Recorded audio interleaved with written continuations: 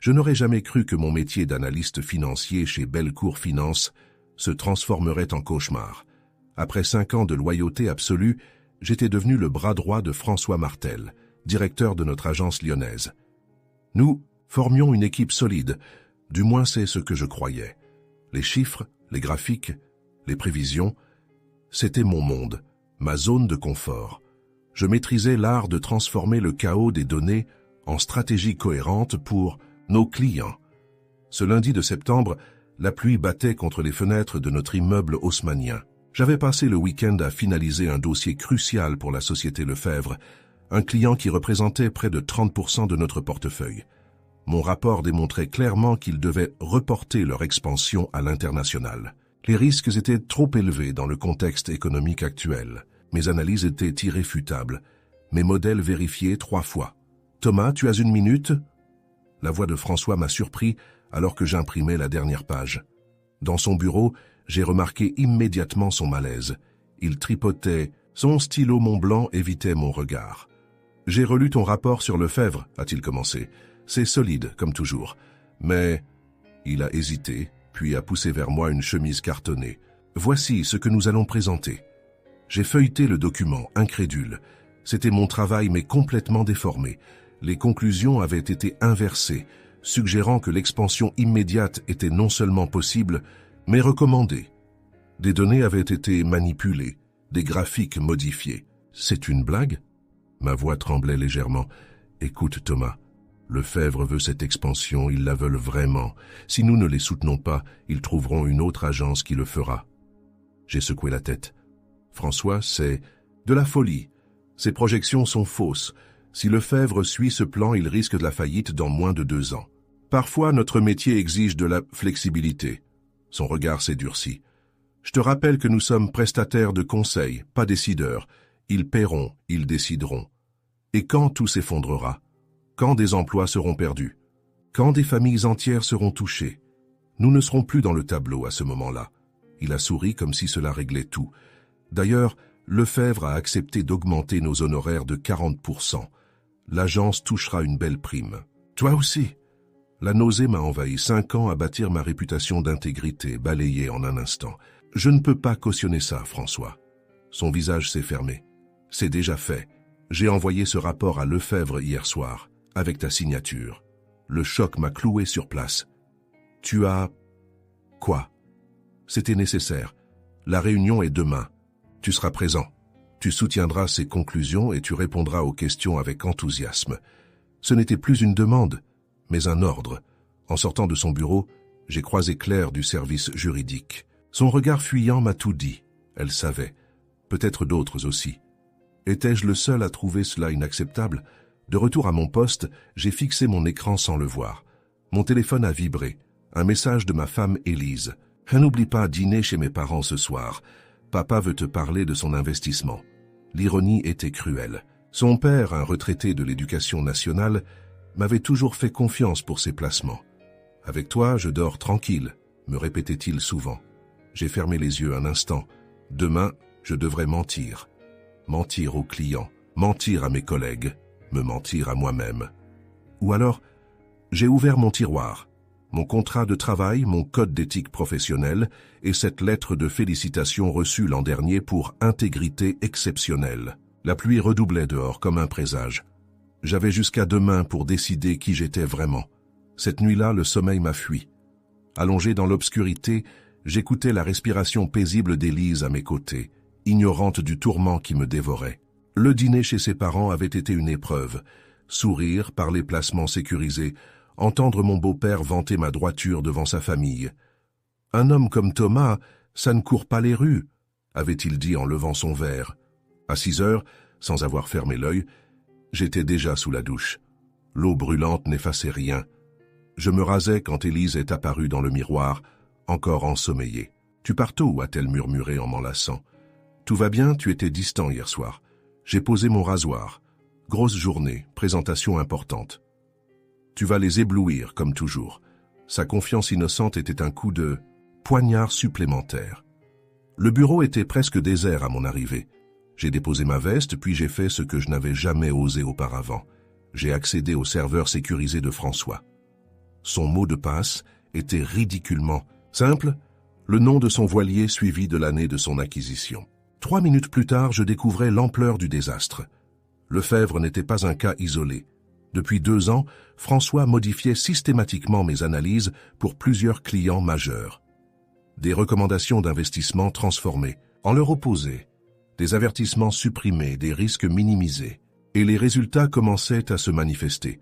2 clients montrèrent déjà des signes de difficultés financières. Mon téléphone a vibré, un message de François. Réunion préparatoire à 8h30 dans mon bureau. J'ai copié les fichiers compromettants sur une clé USB, les glissé dans ma poche, puis j'ai fermé toutes les fenêtres. Mon cœur battait la chamade. La porte vitrée du bureau de Claire était entr'ouverte. J'ai hésité, puis j'ai frappé doucement. « Thomas ?» Elle a semblé surprise. « Tu es matinal. Je dois te parler, c'est important. » Elle a jeté un regard nerveux vers le couloir. « Ce n'est pas le moment. » « Tu sais pour Lefebvre, n'est-ce pas? Et pour les autres ?» Son visage s'est décomposé. « Thomas, ne fais pas ça. Pas maintenant. » Alors quand? Quand des gens perdront leurs économies? Quand l'autorité des marchés financiers nous tombera dessus? Elle a fermé la porte.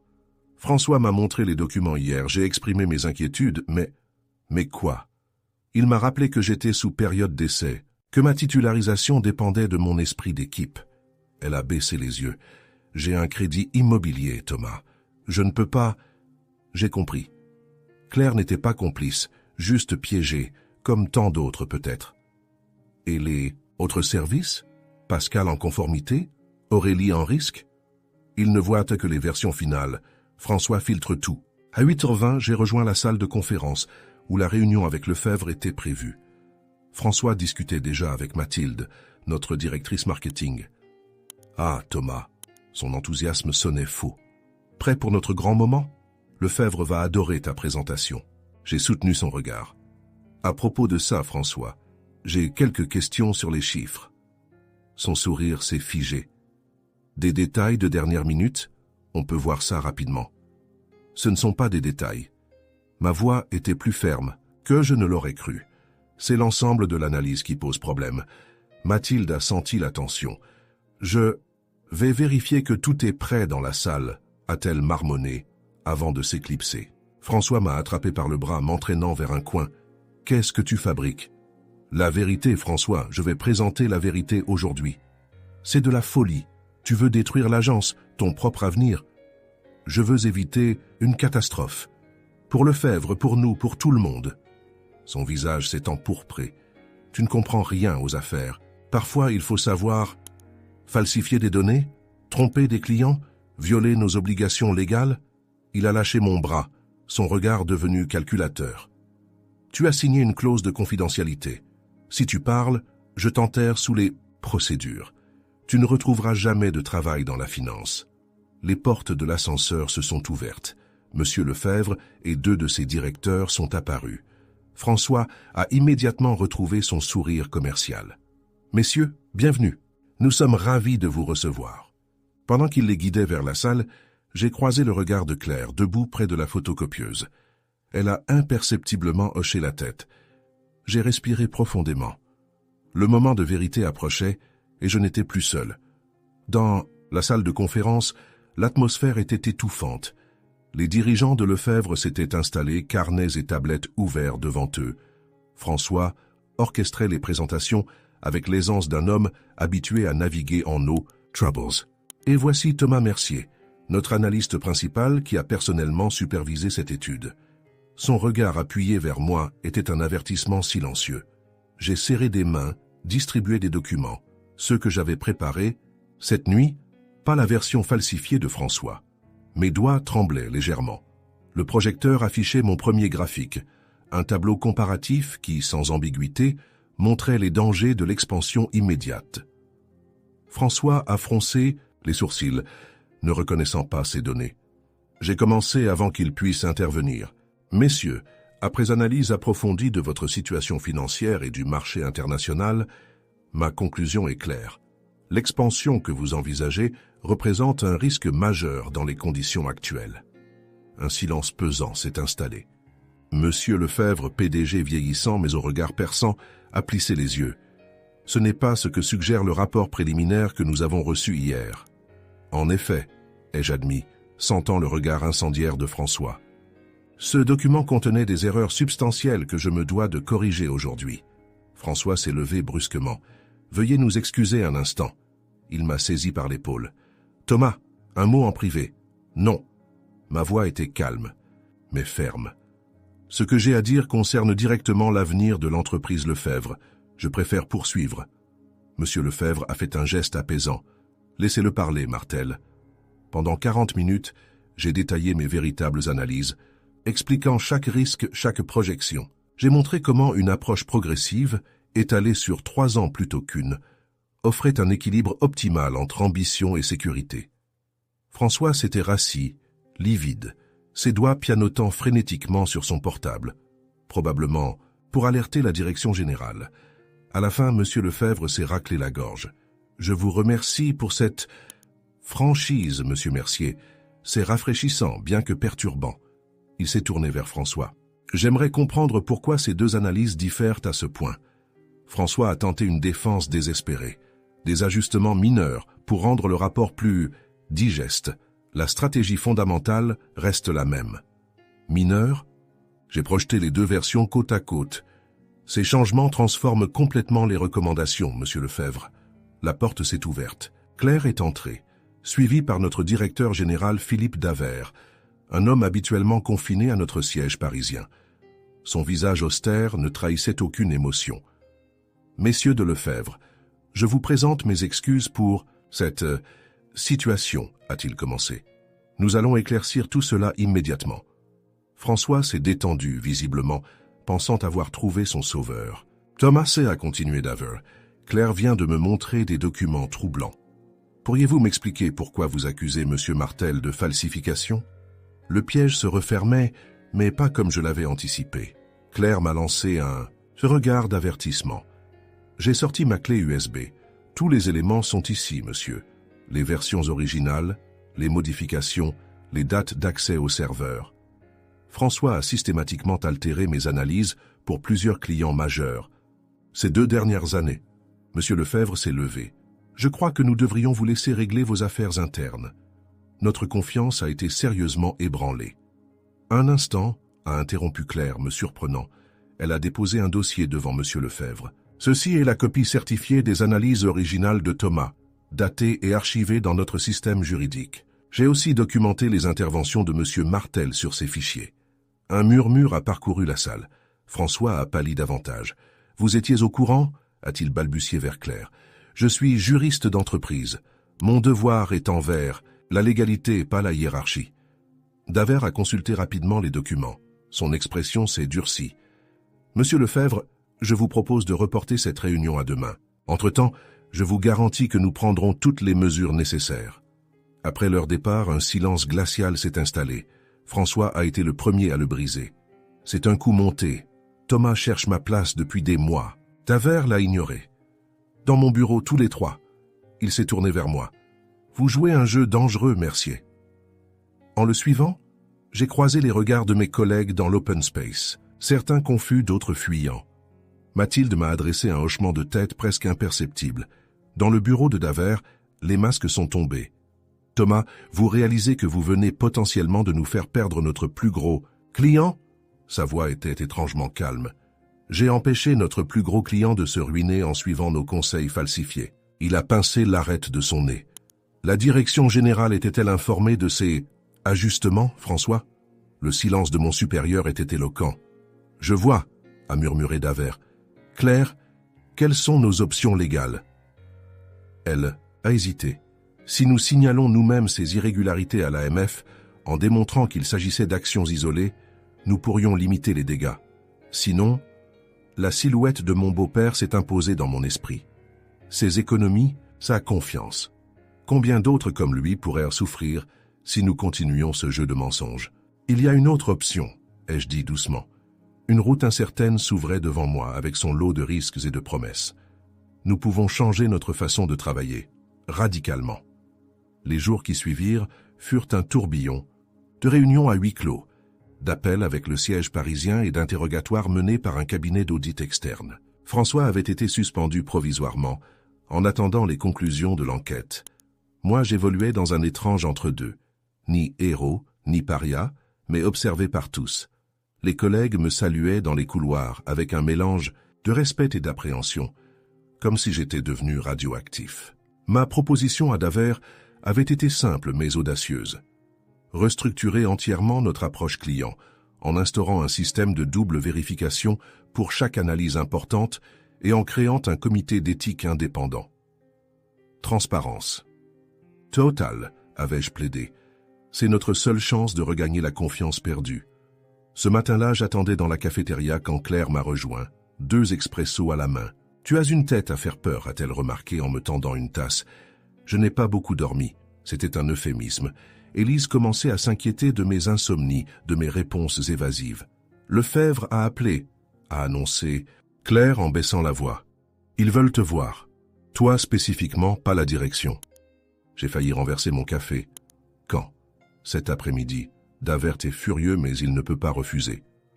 Dans son bureau vitré, Davert faisait les 100 pas quand je suis entré. « Mercier, vous réalisez dans quelle position délicate vous nous mettez ? Je pensais que nous voulions la transparence. La transparence contrôlée !» Il s'est laissé tomber dans son fauteuil. « Vous ne pouvez pas simplement débarquer chez Lefebvre et parler librement. Nous ignorons encore l'étendue des dégâts causés par Martel. Justement, raison de plus pour être honnête avec eux maintenant. » Davert m'a fixé longuement. L'audit révèle que 17 clients ont été impactés par les modifications de François. 3 sont déjà en difficulté financière. Le chiffre m'a frappé comme un coup. 17, c'est bien plus que ce que j'avais découvert.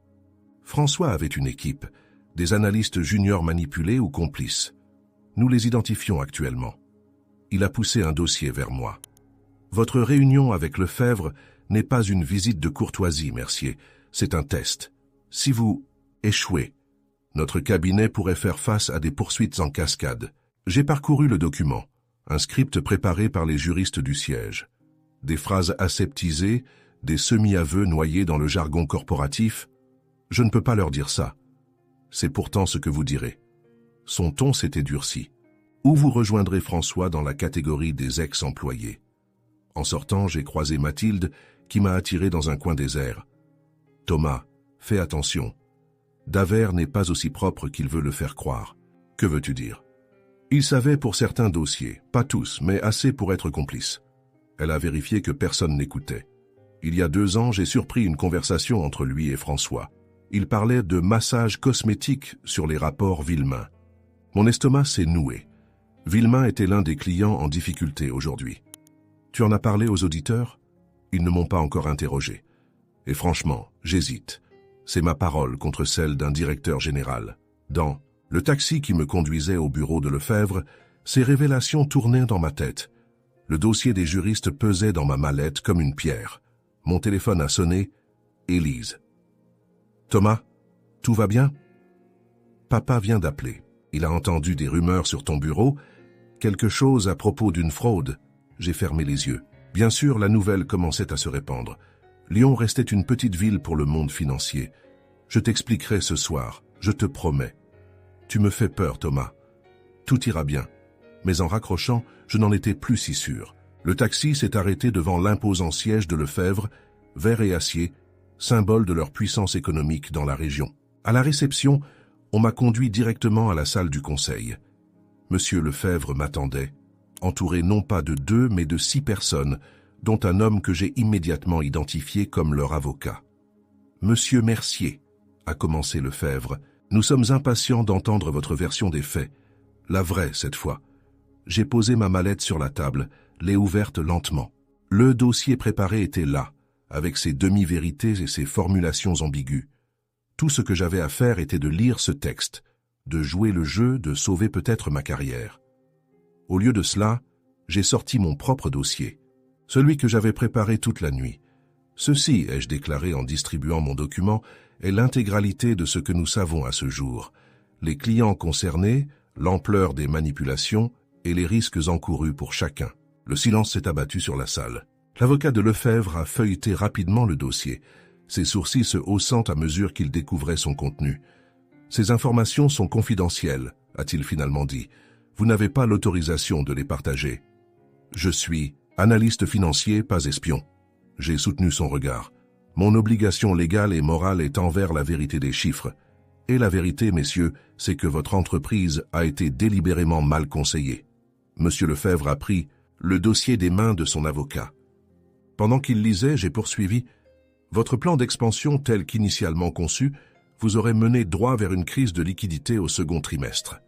Ce que je vous propose maintenant, c'est un accompagnement transparent pour reconstruire une stratégie viable. Pourquoi devrions-nous encore vous faire confiance? La question venait de leur directrice financière, une femme au regard acéré que je n'avais jamais rencontrée, parce que je suis ici contre les ordres explicites de ma hiérarchie, parce que je risque mon poste et ma carrière, et parce que vos équipes financières pourront vérifier chacune de mes analyses sans filtre. Monsieur Lefebvre a reposé le document. Qu'attendez-vous de cette confession, monsieur Mercier? Rien pour moi. Pour votre entreprise, j'espère une chance de rectifier le tir avant qu'il ne soit trop tard. L'avocat s'est penché vers Lefebvre, murmurant frénétiquement à son oreille. Lefebvre l'a coupé d'un geste. Vous réalisez que nous pourrions poursuivre Bellecour Finance pour pratiques frauduleuses? C'est votre droit. Mais les procès prennent du temps, pendant lequel votre situation financière continuera de se dégrader selon les projections actuelles. L'atmosphère dans la pièce avait changé. Ce n'était plus un tribunal improvisé, mais une réunion de crise. Combien de temps nous reste-t-il avant les premiers effets sérieux? A demandé la directrice financière. 3 mois, peut-être 4, moins si le marché asiatique continue sa contraction. Après 2 heures de discussion technique, j'ai quitté leur immeuble avec un poids en moins sur les épaules, mais une tempête à l'horizon. Mon téléphone affichait 6 appels manqués de Daver. En remontant dans un taxi, j'ai plutôt appelé Claire. C'est fait, ai-je simplement dit. Comment ont-ils réagi? Ils sont sous le choc mais pragmatiques. Ils veulent travailler directement avec moi pour redresser la barre. Son silence disait tout. Daver sait que tu y es allé. Il est volcanique, j'imagine. Écoute, j'ai besoin que tu contactes discrètement les auditeurs. Dis-leur de parler à Mathilde. Elle a des informations sur l'implication de Daver. Thomas, sa voix trahissait son inquiétude. Tu joues avec le feu, ces gens peuvent détruire ta carrière. Ma carrière? J'ai ri doucement. Elle est probablement déjà finie. De retour à l'agence, la sécurité m'attendait. Un agent m'a poliment mais fermement demandé de lui remettre mon badge et m'a escorté à mon bureau pour récupérer mes effets personnels. Mes collègues observèrent la scène, figés derrière leurs écrans. Seule Mathilde s'est approchée. « Bon courage », a-t-elle murmuré en me serrant brièvement la main.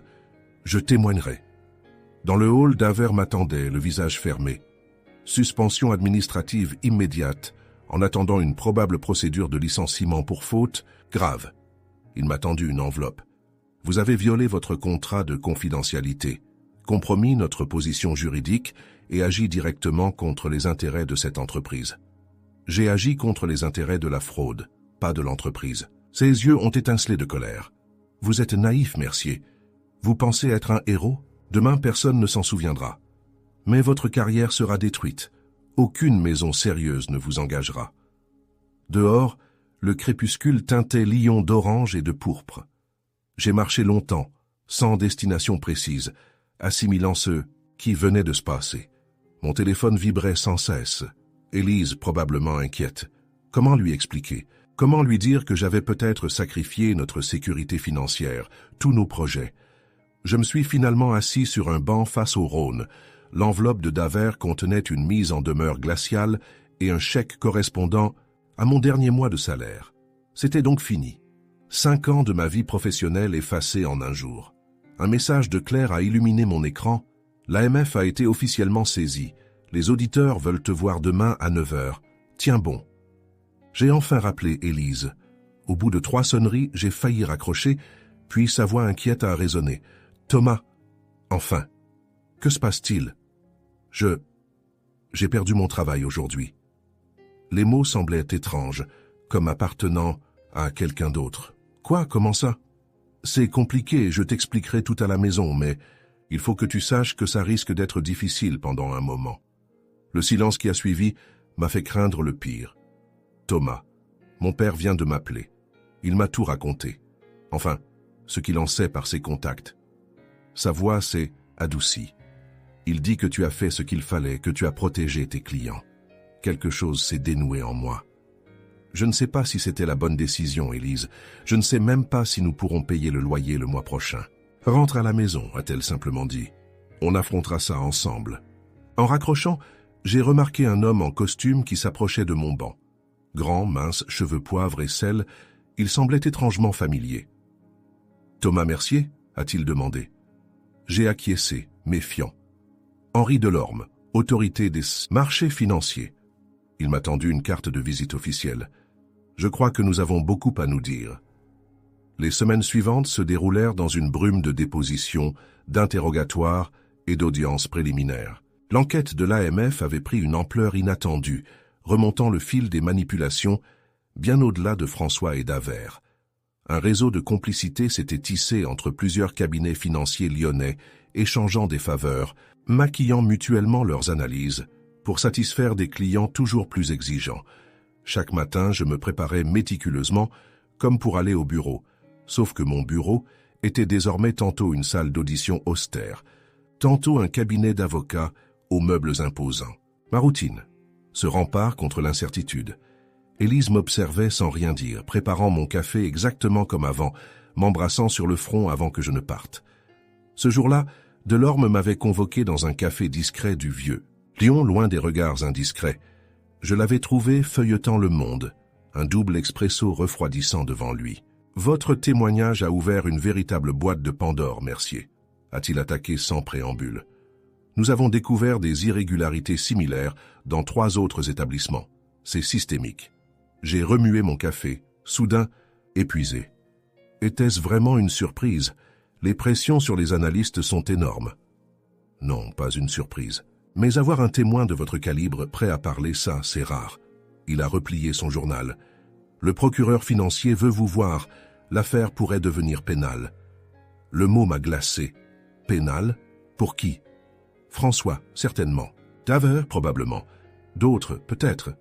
Son regard s'est fait perçant. Vous comprenez ce que cela implique? Vous deviendrez le témoin clé d'un procès qui pourrait durer des années.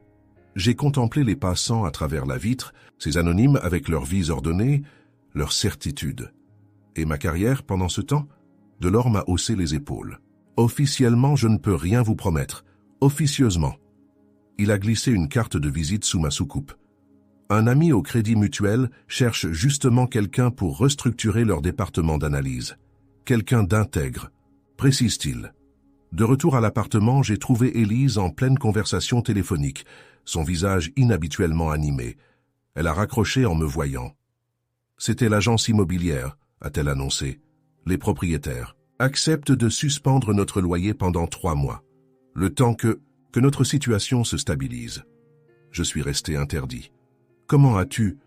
Mon père a parlé au propriétaire. Apparemment, ton histoire commence à circuler. Les gens prennent parti. Cette solidarité inattendue m'a pris au dépourvu. J'ai sorti la carte du banquier. Delorme m'a donné ça. Un poste potentiel. Elle l'a examiné. Tu vas postuler?